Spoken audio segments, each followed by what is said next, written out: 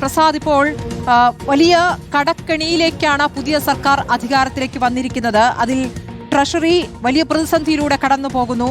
2025 മാത്രം 262 ദിവസം wise and means അഡ്വാൻസിനെയും 84 ദിവസം ഓവർ ഡ്രാഫ്റ്റിനെയും ആശ്രയിക്കേണ്ടി വന്നു എന്നത് ഖജനാവിന്റെ ദയനീയാവസ്ഥ വെളിപ്പെടുത്തുന്നു എന്നാണ് ഈ ധവളപത്രത്തിലുള്ളത്.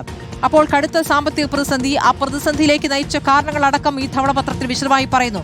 പക്ഷേ മുൻ മുഖ്യമന്ത്രി, ഇപ്പോഴത്തെ പ്രതിപക്ഷ നേതാവ് പിണറായി വിജയനെതിരെ രാഷ്ട്രീയമായി തന്നെ പ്രതിരോധിക്കുന്നുണ്ട്. ഈ ധവളപത്രം കയ്യിൽ കിട്ടുന്നതിന് മുൻപ് തന്നെ അങ്ങ് രാഷ്ട്രീയ പ്രതികരണവുമായി വന്നു എന്നാണ് മുഖ്യമന്ത്രി അതിന് നൽകിയ മറുപടി.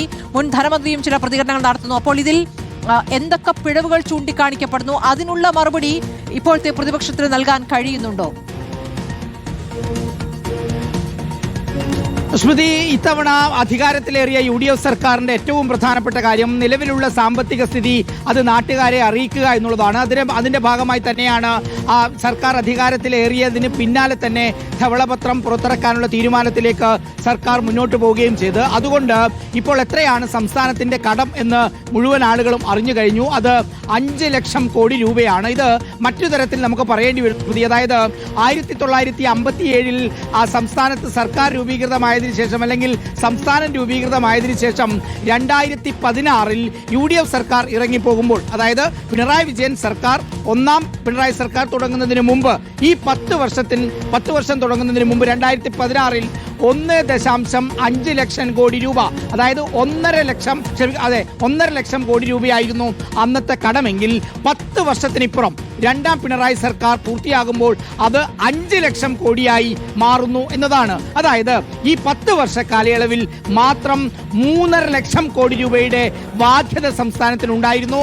ഒന്നുകൂടി പറഞ്ഞാൽ സ്മൃതി, ഒരു വർഷത്തെ ശരാശരി എടുത്താൽ ഓരോ വർഷവും സംസ്ഥാനത്ത് 35,000 കോടി രൂപ വീതമാണ് കടം പെരുകിയത് എന്നതാണ് ഇതിലെ പ്രധാനപ്പെട്ട കാര്യം. ഇനി നമുക്ക് ധവളപത്രത്തിലെ പ്രധാനപ്പെട്ട കാര്യത്തിലേക്ക് വന്നാൽ, കിഫ്ബിയെ ബജറ്റിന്റെ നിയന്ത്രണത്തിൽ കീഴിൽ കൊണ്ടുവരണം എന്ന ഒരു നിർദ്ദേശം ഇവർ സമർപ്പിക്കുന്നുണ്ട് എന്നുള്ളതാണ്. കേവലം സാമ്പത്തിക സ്ഥിതി പരിശോധിക്കുക മാത്രമല്ല, എങ്ങനെ അതിനെ മറികടക്കാം എന്ന നിർദ്ദേശം കൂടി ഇതിലുണ്ട്.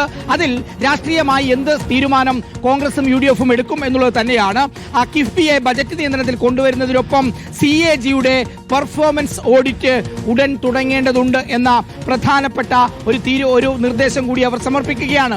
അതുപോലെ തന്നെ ഇതിന്റെ ഭാവി ഘടനയെക്കുറിച്ച് സർക്കാർ നേരത്തെ തന്നെ ഒരു തീരുമാനം എടുക്കേണ്ടതുണ്ട് എന്നാണ് കിഫ്ബിയെ കുറിച്ച് പറയുന്നത്.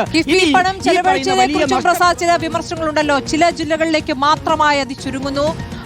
ഇപ്പോൾ SC/ST വിഭാഗങ്ങൾക്ക്, പട്ടികജാതി വിഭാഗങ്ങൾക്ക് കിഫ്ബിയിൽ നിന്നും വേണ്ടത്ര ഫണ്ട് കിട്ടിയിട്ടില്ല എന്നടക്കമുള്ള ഗുരുതരമായ പരാമർശങ്ങൾ കൂടി ഈ ധവളപത്രത്തിലില്ലേ?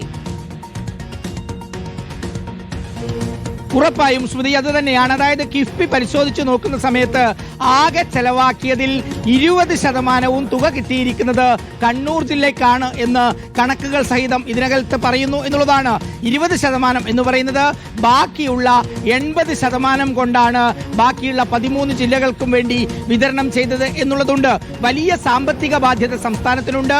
ഒരുപാട് പണം കൊടുത്തു തീർക്കാനുണ്ട്. അതിൽ പ്രധാനപ്പെട്ടത് SC/ST വിദ്യാർത്ഥികളുടെ സ്കോളർഷിപ്പ്, അതുപോലെ തന്നെ കാരുണ്യ പദ്ധതി വഴിയുള്ള മരുന്ന് വിതരണത്തിൽ 3000 കോടി രൂപ, അതുപോലെ മാർക്കറ്റിൽ ഇടപെട്ടതിന്റെ ഭാഗമായി സപ്ലൈകോയ്ക്ക് കൊടുക്കാനുള്ളത് 3000 കോടി രൂപ. അങ്ങനെയുള്ള കണക്കുകൾ നിരത്തുന്നതിന് ഒപ്പം തന്നെയാണ് ഈ കിഫ്ബിയിലെ പ്രധാനപ്പെട്ട കണക്കും വരുന്നത്. സ്മൃതി, ഇതിൽ ചില നിർദ്ദേശങ്ങൾ ഉള്ളത് പൊതുമേഖലാ സ്ഥാപനത്തിന്റെ കടത്തെക്കുറിച്ച് പറയുന്നുണ്ട്. 2021 വരെ 32,000 കോടിയായിരുന്നു ആകെ നമ്മുടെ പൊതുമേഖലാ സ്ഥാപനങ്ങളുടെ നഷ്ടമെങ്കിൽ 5 വർഷത്തിനിപ്പുറം 2026 ആകുമ്പോഴേക്ക് അത് 77,800 കോടി രൂപയായി വളർന്നു എന്നുള്ളതാണ്. പൊതുമേഖലാ സ്ഥാപനങ്ങളിൽ എന്ത് തരത്തിലുള്ള മാറ്റത്തിനാണ് സർക്കാർ ഒരുങ്ങുക എന്നതും പ്രധാനപ്പെട്ട ചോദ്യമായി നിൽക്കുന്നു. PR സുനിലേക്ക് കൂടി പോവുകയാണ്. പൊതുമേഖലാ സ്ഥാപനങ്ങളിൽ അടിമുടി മാറ്റം വേണമെന്നാണ് ധവളപത്രം ആവശ്യപ്പെടുന്നത്. 2021-22 പൊതുമേഖലാ സ്ഥാപനങ്ങളുടെ ആകെ നഷ്ടം 31,571 കോടിയായിരുന്നത് 2025 ആയപ്പോഴേക്കും അത് 78,851 കോടി രൂപയായി വർദ്ധിച്ചു എന്നുള്ളതാണ്. KSRTC, KWA തുടങ്ങിയ സ്ഥാപനങ്ങളാണ് വലിയ നഷ്ടത്തിന് കാരണം. നഷ്ടത്തിലുള്ള പൊതുമേഖലാ സ്ഥാപനങ്ങൾ പുനഃസംഘടിപ്പിക്കണമെന്നും ധവളപത്രത്തിൽ വ്യക്തമാക്കുന്നു. ഖജനാവ് കാലിയായിരുന്നില്ല എന്ന മുൻ ധനമന്ത്രിയുടെ വാദം ശരിവെക്കുന്നതാണ് ധവളപത്രം എന്നതുകൂടി പറയുന്നു. മാർച്ചിൽ 6,322 കോടി രൂപയായിരുന്നു ബാലൻസ് എന്ന ധവളപത്രത്തിലുണ്ട്. 6 ആഴ്ചയ്ക്ക് ശേഷം 2,212 കോടിയായി. 5.07 ലക്ഷം കോടി രൂപയാണ് സംസ്ഥാനത്തിന്റെ ആകെ കടബാധ്യത. ഊർജ്ജ മേഖലയിൽ സ്വകാര്യ നിക്ഷേപം വേണം, വിരമിക്കൽ പ്രായം ഉയർത്തണമെന്നും ശമ്പള പരിഷ്കരണം 10 വർഷത്തിലൊരിക്കൽ മാത്രമാക്കണമെന്നും ശുപാർശകൾ ആയി ധവളപത്രത്തിലുണ്ട്.